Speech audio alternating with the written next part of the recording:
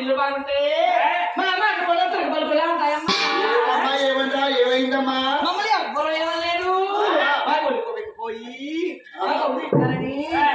వచ్చే చెప్తున్నామమ్మా. మాట్లాడమ్మా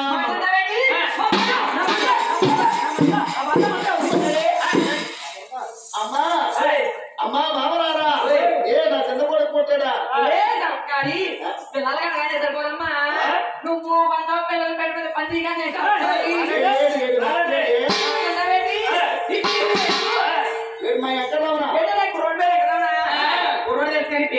పేరుతో పనే ఉందమ్మా.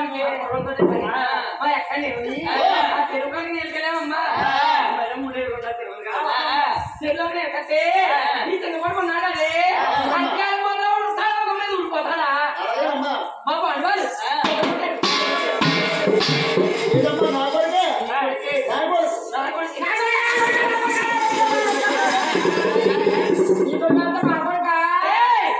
ఇప్పుడైతే నాకు ఇంకా పెళ్లి లేదు సెలవేయలేదు. అమ్మా బాబా చిన్న కొడుకు తెలిసే కొట్టాడు తెలియక కొట్టాడు.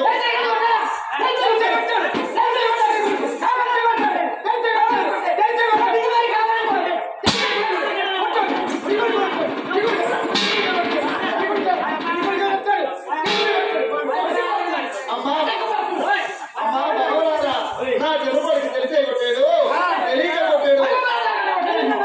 నా కొడుకు వచ్చాక నేను మందలించుకుంటానమ్మా. మీ అత్తమాలతో నేను వచ్చి చెప్తానమ్మా.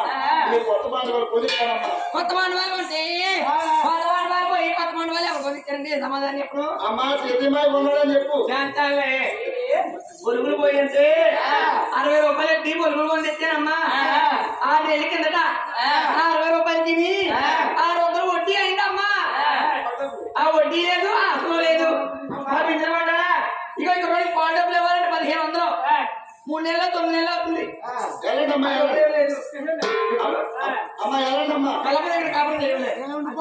అలా బాబు పేరు ఏమనుకుంటుంది? అదే నా చిన్న కొడుకు.